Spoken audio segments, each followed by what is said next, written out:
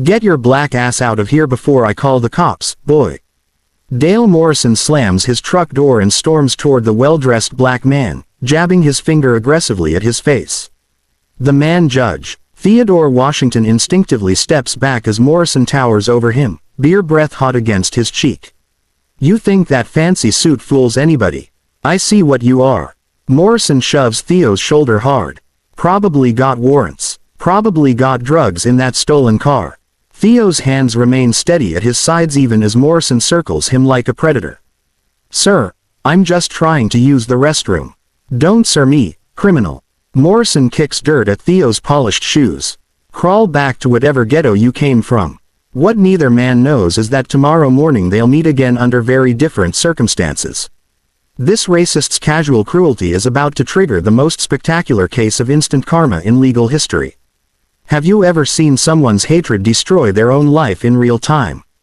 Earlier that day at 4:17 p.m., Judge Theodore Washington sat in his federal courthouse chambers reviewing what should have been a routine afternoon. 23 years on the bench had taught him that justice often moved slowly, but today felt different. His secretary knocked and entered without waiting. Judge Washington. Chief Judge Martinez collapsed during lunch. Heart attack. He's stable, but she placed a thick manila folder on his desk. You need to take over the Sullivan-Chen case. The trial starts at 9 a.m. tomorrow. Theo opened the file, scanning the defendants' names. Officers Jake Sullivan and Marcus Parker charged with excessive force, civil rights violations, and conspiracy under color of law. The case involved a pattern of racist arrests, planted evidence, and coordinated cover-ups spanning 3 years. Body camera footage showed Sullivan screaming racial slurs while Parker held down a handcuffed teenager. Their victims were always black, always alone, always dismissed by their department. The Justice Department's been watching this precinct for months, his secretary continued. This case could trigger federal oversight of their entire department. Theo studied surveillance photos of the two officers, Sullivan's buzzcut and aggressive stance, Parker's smirking face during booking photos of their victims. Neither man showed any remorse in their depositions. They'd claimed every arrest was justified, every use of force necessary, every complaint unfounded. At 6:30 p.m., Theo's phone rang. His daughter Sarah crying. Car accident on I-95. Not serious, but she needed him. Her mother was out of town, and Sarah was alone at the hospital, shaken and scared. Theo looked at the case files scattered across his desk, then at the photo of Sarah on his bookshelf. The decision was instant. He could read the files in the car, prepare during the 5-hour drive. Justice would have to wait for a father's love. By 8 p.m., Theo was on the highway carrying documents in his passenger seat, calling his daughter every hour to check on her condition. The radio played softly news about police accountability protests, reform movements gaining momentum, communities demanding change. 200 m away, at the same rest stop where Theo would soon arrive, Dale Morrison was already 3 beers deep in his pickup truck. His buddy Travis sat beside him. Both men complaining about their latest arrests. Morrison for his 4th DUI. Travis for domestic violence. It's these liberal judges. Morrison slurred, crushing another beer can. Letting criminals run wild while decent folks get hassled. He pointed at every black traveler who passed. Look at them acting like they own the place. In my daddy's day, they knew to stay in their section. Travis nodded, equally drunk.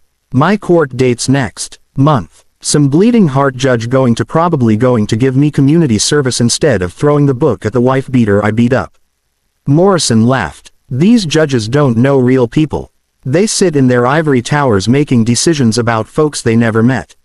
Someone should teach them a lesson. At the police station 30 miles away, Officers Sullivan and Parker were ending their shift, grumbling about tomorrow's trial. Parker's phone buzzed with an email marked urgent case update, but he was too busy complaining to read it thoroughly. Another activist judge, Sullivan said, adjusting his bulletproof vest. Probably going to lecture us about sensitivity while criminals laugh at us. I heard this new judge is tough, Parker replied, scrolling past the email without opening it. Someone said he's been on the bench forever. Probably another old white guy who thinks he understands the streets. They spent 20 minutes mocking their previous arrests, imitating the voices of black suspects, joking about accidental injuries during bookings. Their body cameras were off, but the station's internal recording system captured every word. "You know what pisses me off most," Sullivan continued. "These people act like we're the criminals. We're protecting society from animals and they want to put us in prison." Chen agreed. "Tomorrow is going to be a long day. Hope this judge doesn't buy into the racial victimhood narrative." Neither officer bothered reading their emails. Neither realized that fate was about to deliver the ultimate test of their beliefs about justice, respect, and the consequences of unchecked power. At 11:35 p.m., Theo's sedan pulled into the rest stop parking lot. He stepped out, straightening his tie, unaware that Morrison had been watching and waiting. The case files remained visible on his passenger seat, evidence of the irony about to unfold. The stage was set for a collision that would expose not just individual racism, but an entire system's willingness to protect its own until the moment that protection became impossible. At 11:47 p.m., Judge Theodore Washington stepped into the fluorescent-lit nightmare that would change everything. Morrison was waiting, swaying slightly as he blocked Theo's path to the restroom. Well, look what we got here." He circled Theo like a shark sensing blood. "Fancy car, fancy clothes. You think you're better than us working folks." Theo tried to step around him. "Excuse me, I'm talking to you, boy." Morrison shoved Theo hard in the chest, sending him stumbling backward. "Don't you walk away when a white man's speaking to you." Travis emerged from the truck, beer in hand, grinning at the confrontation. "Dale's right. You got some nerve rolling up here like you own the place." Morrison grabbed Theo's jacket lapel, his face inches away. "I bet this car is stolen. I bet you got drugs in there. I bet you're running from something." He twisted the expensive fabric in his fists. "What's a criminal like you doing in a suit anyway? Playing dress up?" Theo kept his voice calm, professional. "Sir, I'm just traveling through. I don't want any trouble." "Trouble?" Morrison laughed, shoving Theo again. "You are the trouble, bringing your kind around decent people." He spit directly at Theo's feet. "Get on your knees and empty your pockets. Let's see what you stole." "I'm not going to do that." Morrison's expression turned vicious. "Oh, you're one of those uppity ones. Think you're equal to us." He pulled out his phone. "Well, let's see what the police think about your attitude." Theo watched Morrison dial 911, knowing exactly what was about to happen. 20 years of studying civil rights cases had taught him the script by heart. 911, what's your emergency? Morrison put on his most concerned citizen voice. "Yeah, I'm at the Rest Haven truck stop on I-77. There's a suspicious black male here acting aggressive, probably casing vehicles for theft. He's got a fancy car that doesn't match his demographic, if you know what I mean.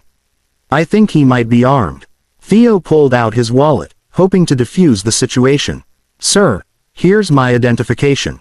Morrison slapped the wallet from Theo's hands, sending it skidding across the asphalt face down. "Keep your hands where I can see them. He's reaching for something. Send units now." Travis stepped on the wallet, grinding it under his boot. "Probably fake ID anyway. They all got fake papers these days." Morrison continued his performance for the 911 operator.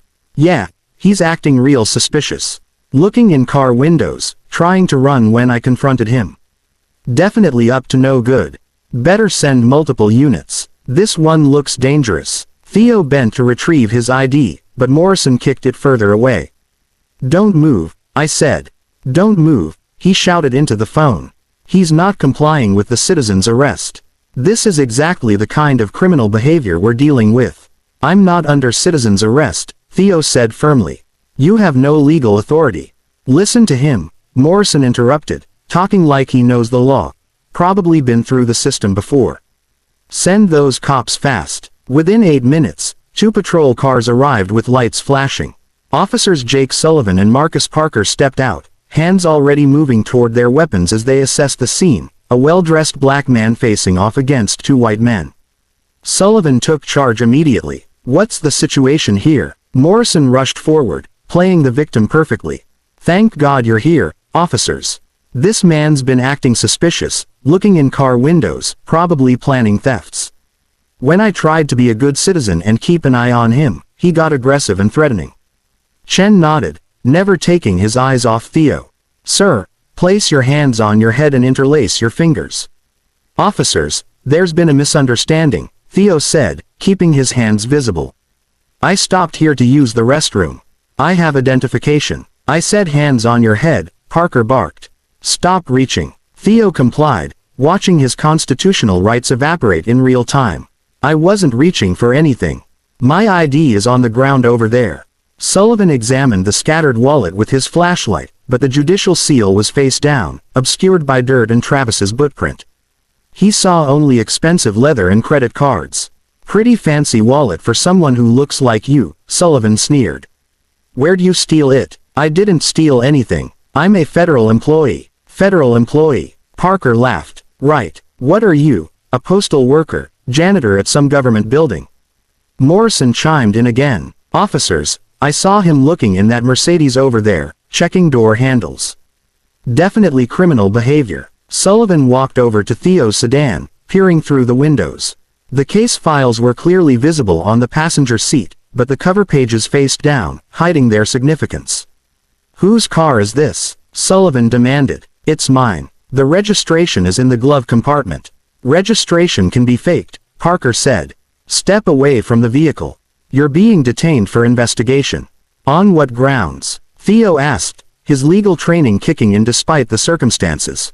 "Suspicious activity, possible vehicle theft, interfering with the citizen's investigation," Sullivan rattled off. "And now you're being uncooperative with the police." Chen moved behind Theo, grabbing his wrists roughly. "You seem to know a lot about legal procedures. Been arrested before. I know my constitutional rights." Theo replied calmly. "This detention lacks reasonable suspicion under Terry vs. Ohio. You're violating my Fourth Amendment protections." Sullivan and Parker exchanged looks. Most of their usual suspects didn't quote Supreme Court cases. "Listen to this guy," Sullivan mocked. "I think he's a lawyer because he watched some TV shows in prison." Morrison stepped closer, emboldened by police presence. "I told you he was trouble. Probably got warrants. Probably selling drugs. You should search that car thoroughly." Chen tightened the handcuffs deliberately, making them bite into Theo's wrists. "You're being detained pending investigation. You have the right to remain silent, and I suggest you use it." Sullivan began questioning Morrison and Travis, accepting their every word as gospel truth. Their stories grew more elaborate with each telling. Theo had been lurking for hours, had threatened them when confronted, and had definitely been casing multiple vehicles. "Has he made any threats against you?" Sullivan asked. "Absolutely," Morrison lied smoothly. "Said he knew people who could make us disappear. Gang talk, you know how they are." Chen documented the fictional threats in his notepad while Theo stood handcuffed, watching the system he devoted his life to serving demonstrate its ugliest face. "Officers," Theo tried once more. "If you'll just look at my identification, we'll get to that at the station," Sullivan cut him off. "Right now, you're coming with us for questioning." As they loaded him into the patrol car, Theo heard Morrison's final insult.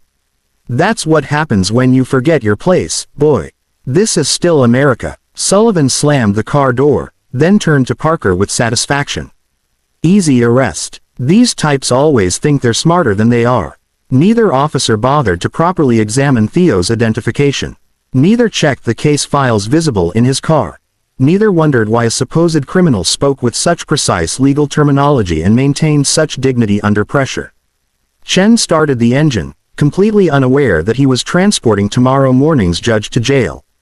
On the radio, dispatch crackled with routine updates about domestic disturbances and traffic stops.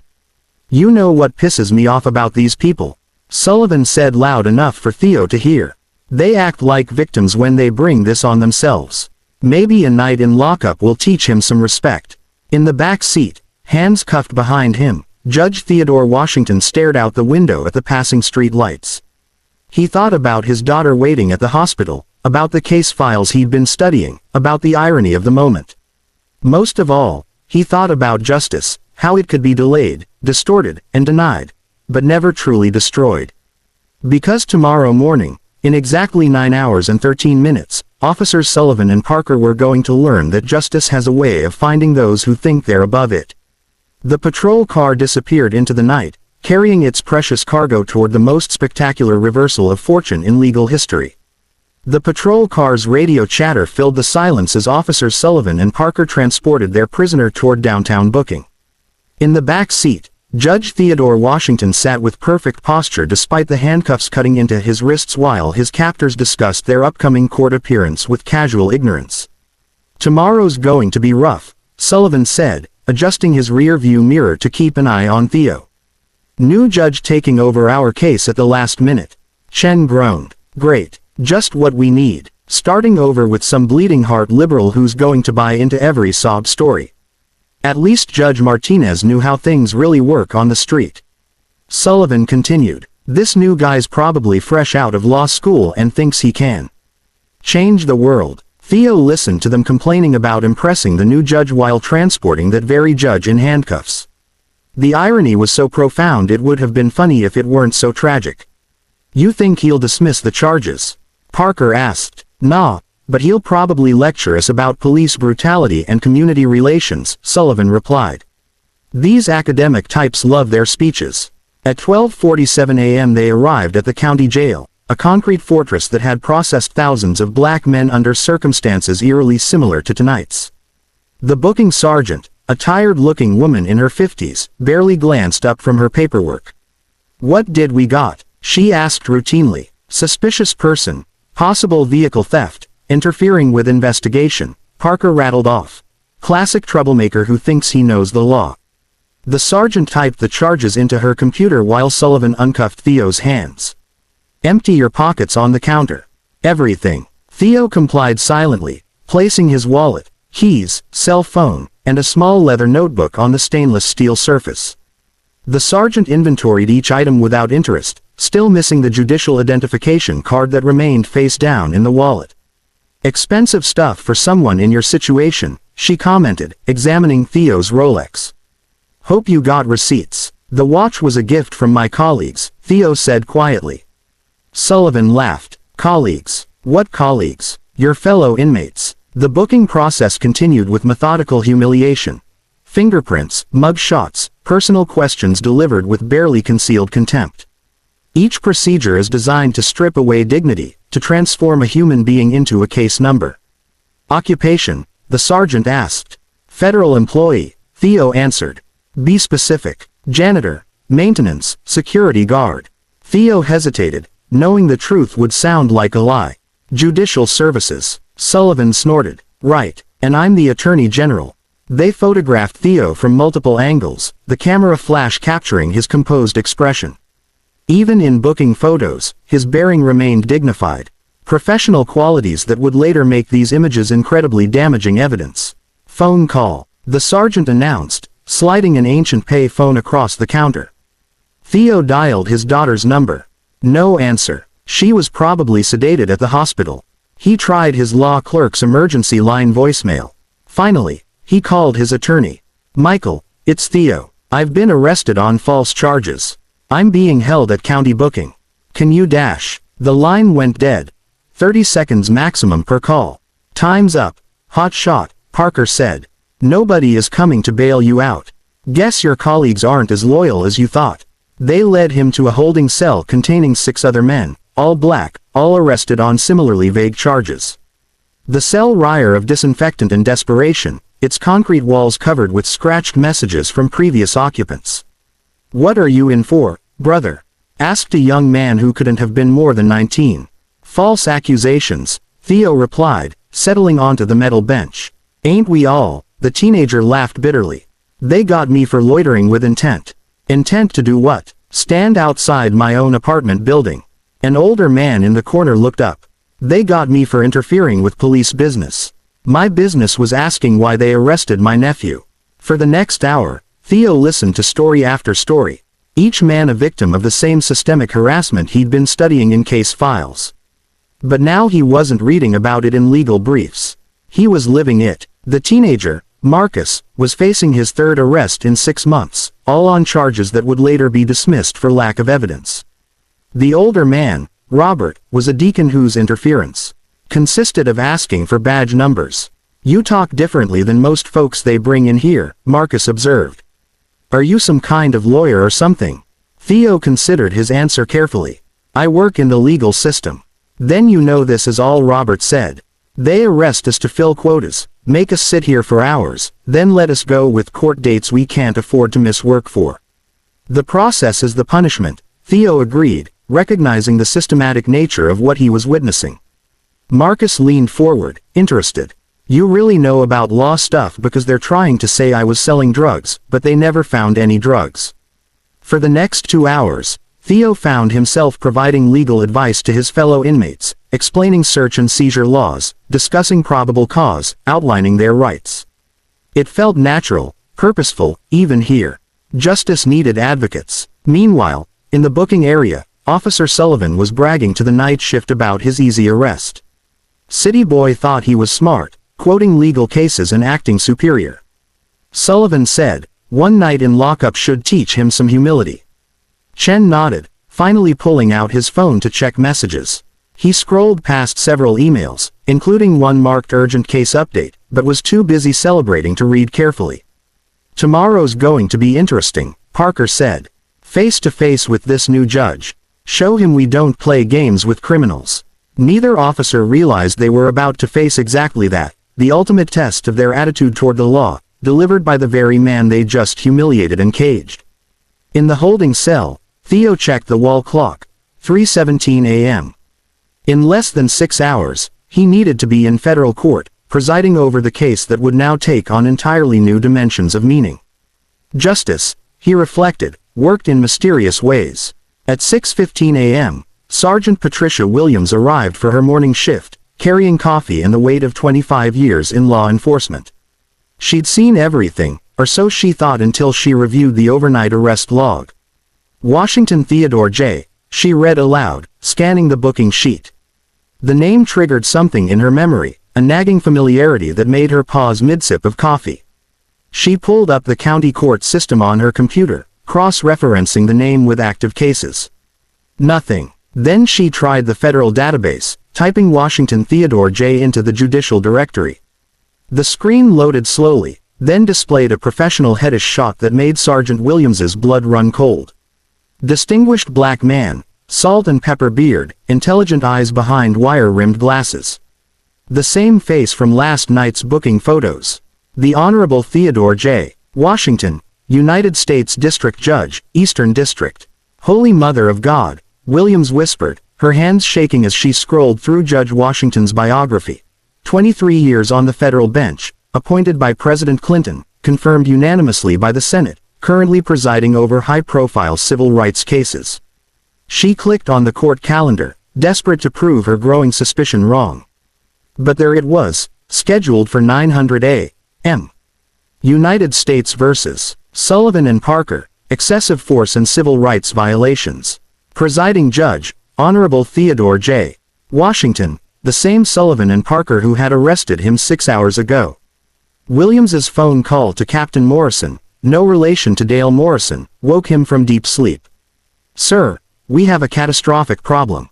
Officers Sullivan and Parker arrested their own judge last night. The silence on the other end stretched so long that Williams wondered if the line had gone dead. Repeat that, Captain Morrison finally said. Sullivan and Parker arrested Judge Theodore Washington at 11:47 p.m. He's been holding all night. He's supposed to be on the bench in 3 hours for their trial. Jesus Christ. Papers rustled as the captain searched for the case file. Are you absolutely certain? I'm looking at his federal ID right now. Judge Washington, Eastern District Federal Court. The man who's going to decide whether Sullivan and Parker go to prison. 20 minutes later, Captain Morrison burst through the station doors, followed by Internal Affairs Lieutenant Sarah Collins and Deputy Chief Robert Hayes. The entire command structure had mobilized for damage control. Where is he? Captain Morrison demanded. Still in holding cell 3, Williams reported. I haven't told him we know who he is. Lieutenant Collins pulled up the arrest report on her tablet. Christ, look at these charges. Suspicious person. Possible vehicle theft. Based on what evidence? A drunk racist's 911 call and our officer's assumption that a black man in an expensive car must be a criminal, Deputy Chief Hayes said grimly. This is going to destroy us. They reviewed the body camera footage in horrified silence. Morrison's racist tirade, Sullivan and Parker's immediate assumption of guilt, the casual violence, the deliberate humiliation, the complete disregard for basic civil rights. They never even looked at his ID properly, Collins observed. It was right there on the ground. Because they didn't want to look, Hayes replied. They saw what they expected to see. Captain Morrison was already calculating the damage. Federal oversight, Justice Department investigation, civil rights lawsuit, congressional hearings. This goes all the way to the top. In holding Cell 3, Judge Washington was helping Marcus understand the difference between reasonable suspicion and probable cause, when the cell door suddenly opened.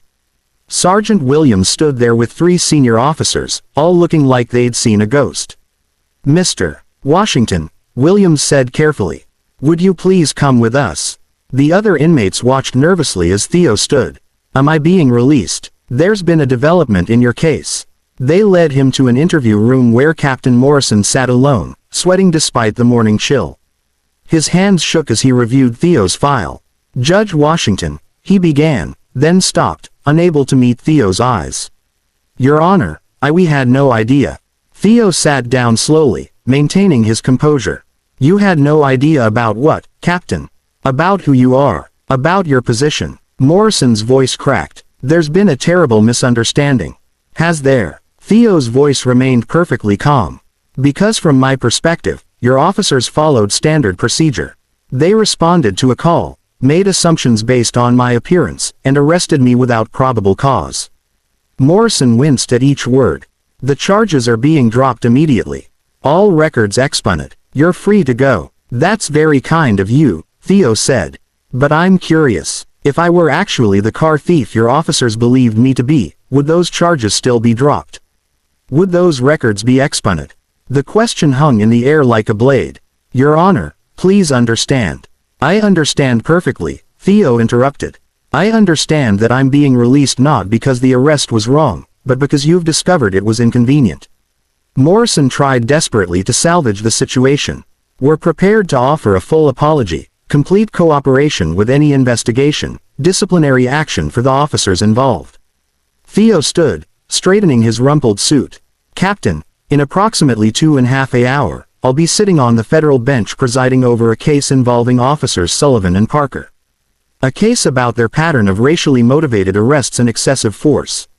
The blood drained from Morrison's face.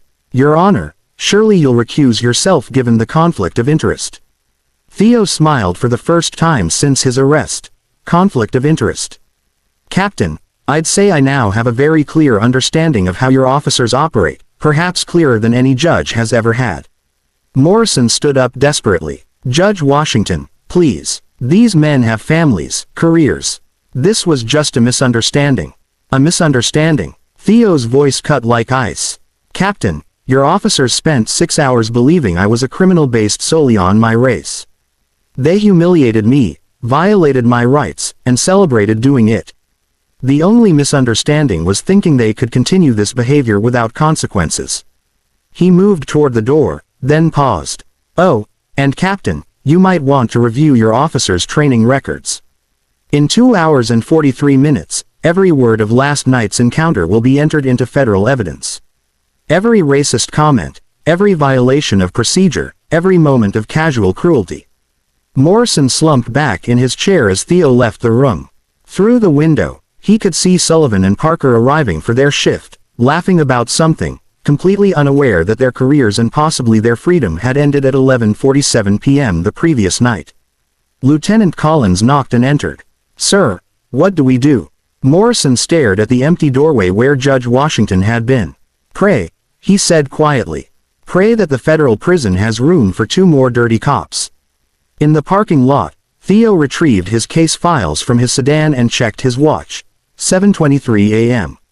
Enough time to go home, shower, put on fresh robes, and return for the most important trial of his career. A trial where he would no longer need to imagine what his defendant's victims had experienced. He had lived it. At 8:45 a.m., Judge Theodore Washington emerged from his chambers, wearing fresh robes and carrying the weight of a sleepless night that had fundamentally changed his perspective on justice. The federal courthouse buzzed with its usual morning energy, lawyers shuffling papers, court reporters testing equipment, bailiffs preparing for another day of dispensing justice. Theo reviewed his reflection in the chamber mirror one final time.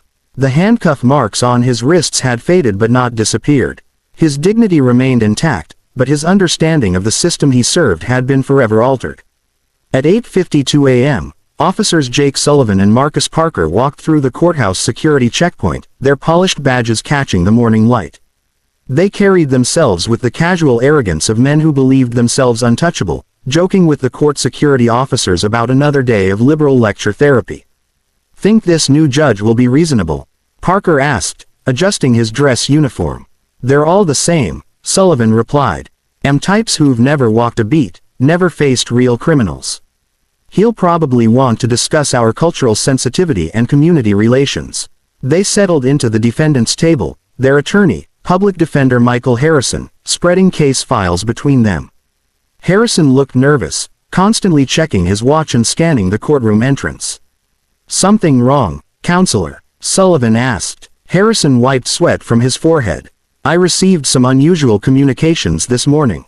Federal oversight, investigators, internal affairs, even the Justice Department. Everyone wants to be present for this hearing." Chen shrugged. "Good. Let them see how we really handle crime in this city." At exactly 9 a.m., the bailiff's voice rang through the courtroom. "All rise." The Honorable Theodore J. Washington presiding. The courtroom door opened and Sullivan and Parker looked up to see their judge for the first time. Both men froze. Sullivan's mouth fell open. Parker dropped his pen, the sound echoing through the suddenly silent courtroom. Walking toward the bench with measured dignity, was the same black man they had handcuffed, humiliated, and caged 7 hours earlier. "Oh my God," Parker whispered, his face draining of color. Sullivan gripped the table edge so hard his knuckles went white. That's the man you arrested last night," Harrison finished, having pieced together the morning's frantic phone calls. "Judge Theodore Washington, Eastern District Federal Court." Theo took his seat on the bench, his movements deliberate and controlled. He surveyed the courtroom, the packed gallery of federal investigators, civil rights attorneys, reporters who'd somehow learned of overnight developments, and his own court staff who looked at him with new understanding. "Good morning," Theo said, his voice carrying the authority of 2 decades on the bench. "Before we proceed with today's hearing, the court must address a significant development that occurred last evening." Sullivan and Parker sat frozen, watching their careers evaporate in real time. "At approximately 11:47 p.m. yesterday, I was unlawfully detained, arrested, and imprisoned by the defendants in this case, Officers Sullivan and Parker, based on false accusations and racial profiling." The courtroom erupted in gasps and whispered conversations. Harrison buried his face in his hands while his clients stared in horror. Theo continued with judicial calm. "This incident has created what might appear to be a conflict of interest. However, after careful consideration and consultation with judicial ethics guidelines, I have determined that this experience provides me with invaluable first-hand knowledge of the defendant's character and methods." Federal Prosecutor Jennifer Martinez stood. "Your Honor, the government requests that last night's incident be entered as additional evidence of the defendant's pattern of discriminatory enforcement." "So ordered," Theo replied. "Theo Bailiff, please activate the courtroom recording system." For the next hour, the court heard evidence that took on devastating new meaning. Body camera footage from previous arrests showed Sullivan and Parker using identical tactics: racial profiling, false accusations, coordinated lies, deliberate humiliation of black citizens. But now the judge wasn't just reviewing case files. He had experienced their methods personally. "Mr. Sullivan," Theo said, addressing the officer directly, "in your deposition, you stated that you always follow proper procedure when detaining suspects. Can you explain why proper procedure includes accepting the unsubstantiated word of an intoxicated racist over the calm denials of the accused?" Sullivan's attorney objected, but Theo overruled. "The defendant will answer." Sullivan stammered. "Your Honor, we had to respond to the citizen's complaint. The citizen who called me boy and demanded I get on my knees." "That citizen." The courtroom was dead silent. Sullivan had no answer. Theo turned to Parker. "Officer Parker, you documented in your report that I made gang threats against the complainants. Can you specify what these alleged threats were?" Chen's face was ashen. The complainant reported, "Officer Parker, I was present during this entire encounter." I made no threats of any kind.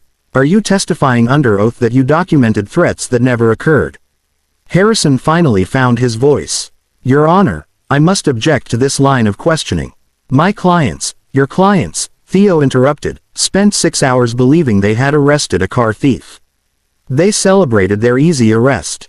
They made racist jokes about my expensive wallet and fancy talk.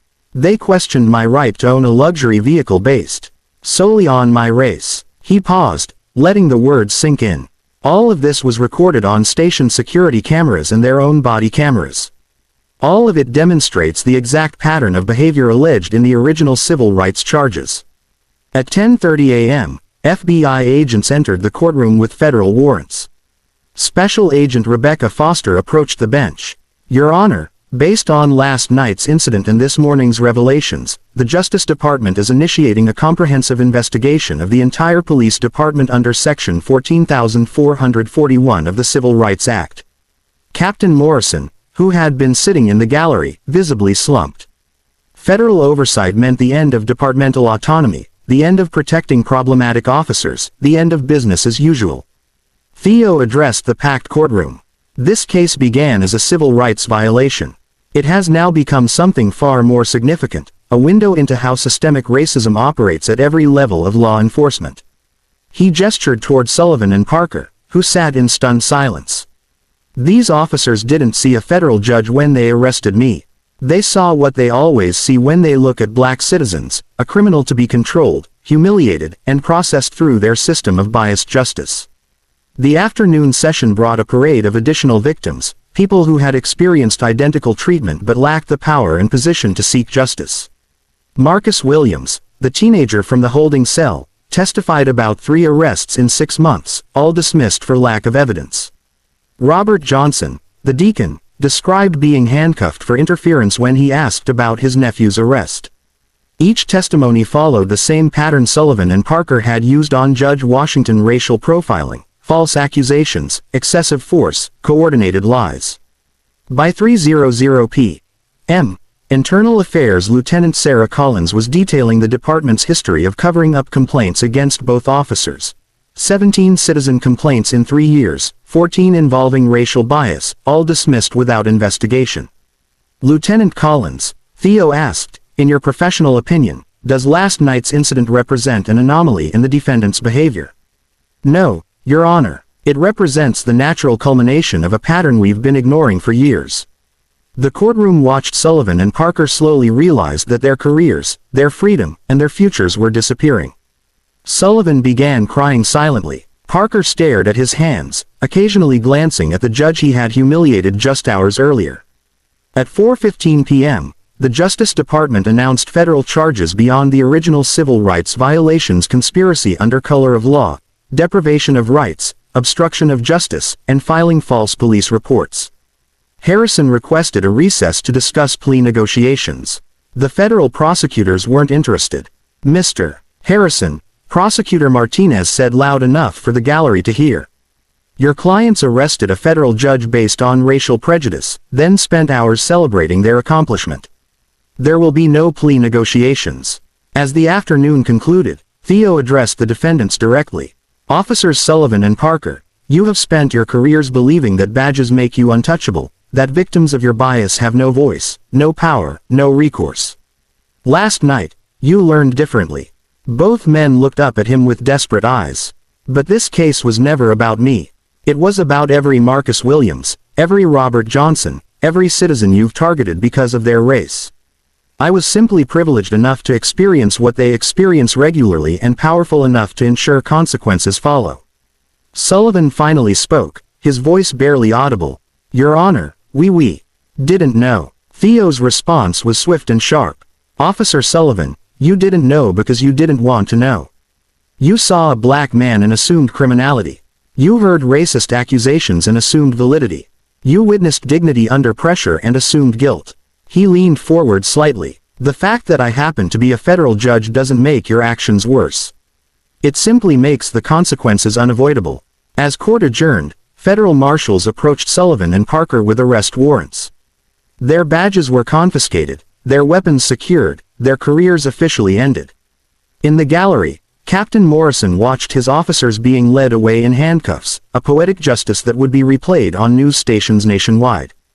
Judge Washington gathered his files, the same case materials he'd been studying when this nightmare began. Tomorrow would bring sentencing hearings, departmental reforms, and a federal consent decree that would transform policing in their jurisdiction.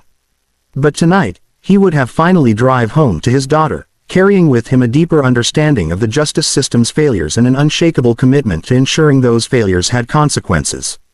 The system had tried to break him at 11:47 p.m. By 5 p.m., he had broken it back. 3 months later, the same federal courthouse that had witnessed Judge Washington's revelation now served as the stage for Justice's final act. The media circus outside rivaled a presidential visit. CNN, Fox News, MSNBC, and local stations from 6 states, broadcasting live as the nation watched 2 corrupt officers face the consequences of their racism. Inside Courtroom 4A, Judge Washington presided over the sentencing hearing with the same measured dignity he'd maintained through months of testimony, federal investigations, and death threats from white supremacist groups who viewed him as a symbol of their worst fears. Officers Sullivan and Parker sat at the defendant's table in orange jumpsuits, their transformation from swaggering cops to broken convicts complete. Sullivan had aged a decade and 3 months. Parker stared at his shackled hands, occasionally glancing at the packed gallery where his wife sat crying. "The defendants will rise," Judge Washington commanded. Both men stood unsteadily, their public defender flanking them like a priest administering last rites. Theo reviewed the sentencing guidelines, his voice carrying the weight of absolute moral authority.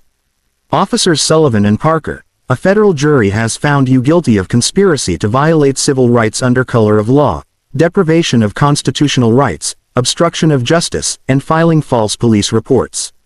The courtroom was silent except for the clicking of cameras and the scratch of reporters' pens. The evidence presented during this trial revealed not an isolated incident, but a systematic campaign of racial terrorism conducted under the protection of police badges. 17 documented victims, hundreds of thousands of dollars in legal fees for innocent citizens, immeasurable damage to community trust in law enforcement. Sullivan's legs buckled slightly. Parker's wife sobbed audibly. "Your actions on the night of my arrest were not errant. They were typical. You saw a black citizen exercising his constitutional right to travel freely, and you decided he needed to be controlled, humiliated, and caged." Theo's voice grew stronger, carrying decades of judicial experience and the personal weight of having endured their racism firsthand. The court sentences Jake Sullivan to 7 years in federal prison, followed by 3 years of supervised release. Marcus Parker, you are sentenced to 6 years in federal prison, followed by 3 years supervised release. Both defendants are permanently barred from law enforcement employment and will register as civil rights violators. The sentences exceeded what most observers expected. Federal guidelines suggested 3 to 5 years, but Judge Washington's enhancement factors targeting a federal official pattern of abuse, obstruction of justice, justified the harsh punishment. Furthermore, Theo continued, the court orders restitution payments totaling $2.3 million to be distributed among your documented victims. Sullivan collapsed into his chair. His police pension, his house, his children's college funds, everything would go toward compensating the people he'd terrorized. Dale Morrison, the racist who had triggered the entire sequence, received his own judgment 2 hours later in state court. Federal hate crime charges carried a 3-year sentence, plus lifetime probation requiring anger management counseling and community service specifically focused on racial reconciliation. As Morrison was led away in chains, he finally understood that his casual racism had destroyed not just his own life, but the careers of 2 police officers and exposed systemic corruption in an entire department. The afternoon brought the announcement everyone had been waiting for, the federal consent decree governing the police department's complete restructuring. Deputy Chief Hayes, now serving as interim chief after Captain Morrison's resignation, signed the 247-page agreement that would govern police operations for the next 5 years. Federal monitors would oversee hiring, training, disciplinary procedures, and community relations. Body cameras would be mandatory and always activated. Racial bias training would be conducted quarterly.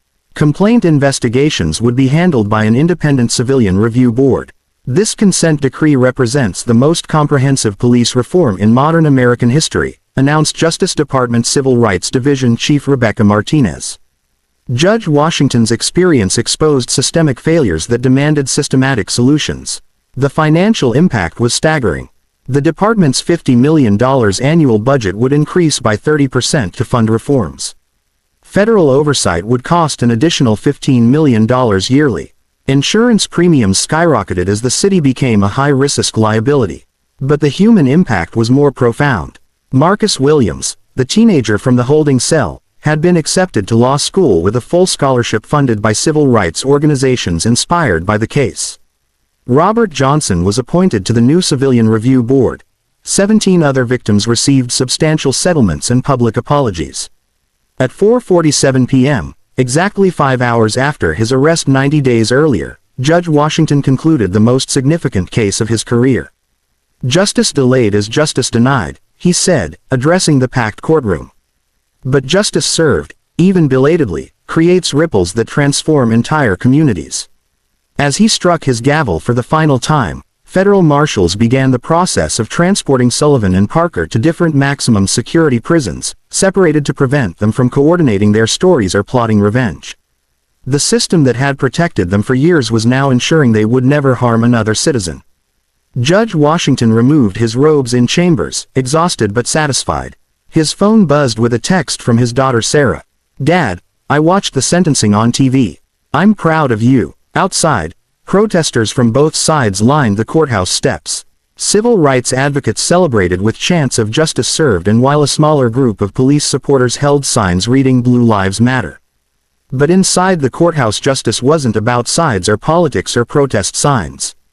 It was about two racist cops spending the next 6 to 7 years learning that badges don't make anyone untouchable, and that karma, when it finally arrives, collects with interest.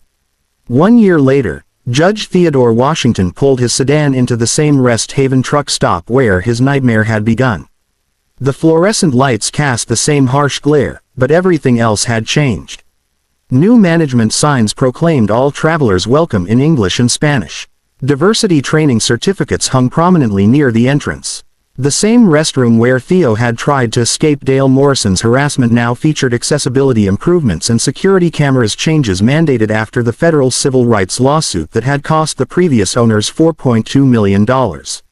Theo stepped out of his car, straightening the same tie he'd worn that terrible night. A young black family was using the picnic tables nearby, their children playing freely while their parents relaxed without fear.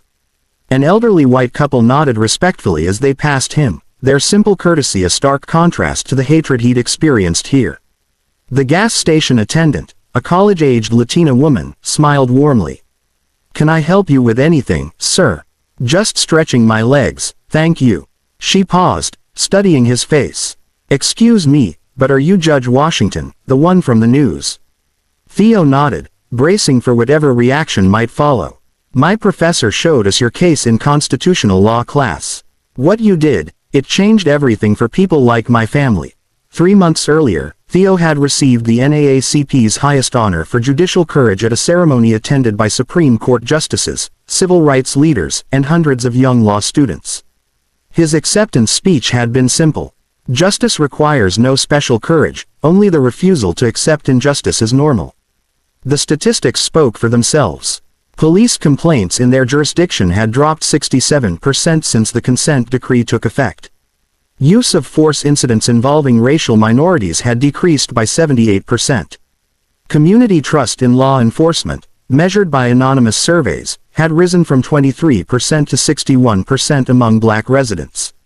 Sullivan and Parker were serving their sentences in separate federal prisons, their appeals exhausted, their law enforcement careers permanently ended. Prison records showed Sullivan had been hospitalized twice after confrontations with inmates who recognized him from news coverage.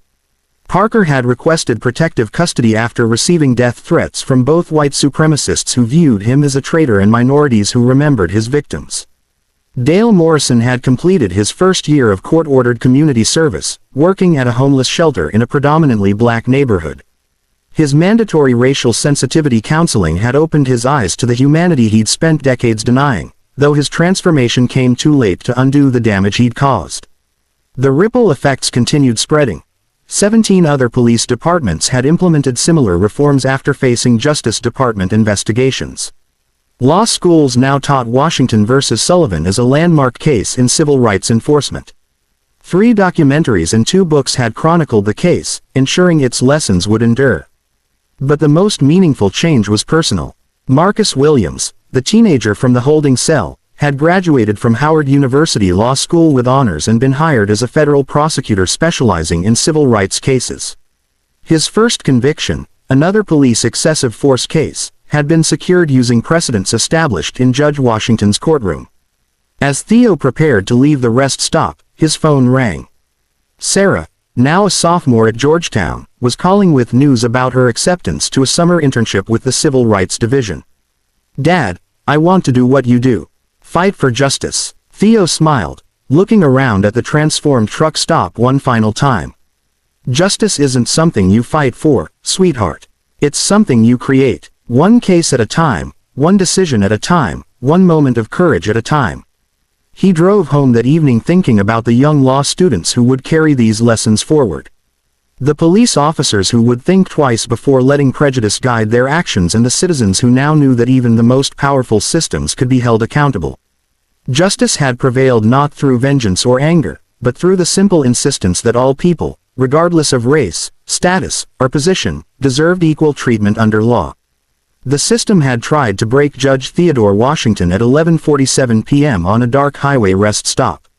Instead, he had used that moment to rebuild it stronger, fairer, and more just. What would you do if you witnessed discrimination like this? Would you speak up, record evidence, or stand by silently? Share your thoughts in the comments below, because change happens when ordinary people refuse to accept injustice as normal. If this story moved you, like this video to support more content exposing systemic racism and celebrating those who fight it.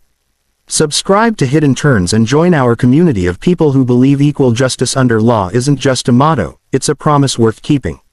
Ring the notification bell, because every week we share stories of courage, accountability, and hope that prove even the most entrenched systems can change when good people demand better. Justice delayed is justice denied.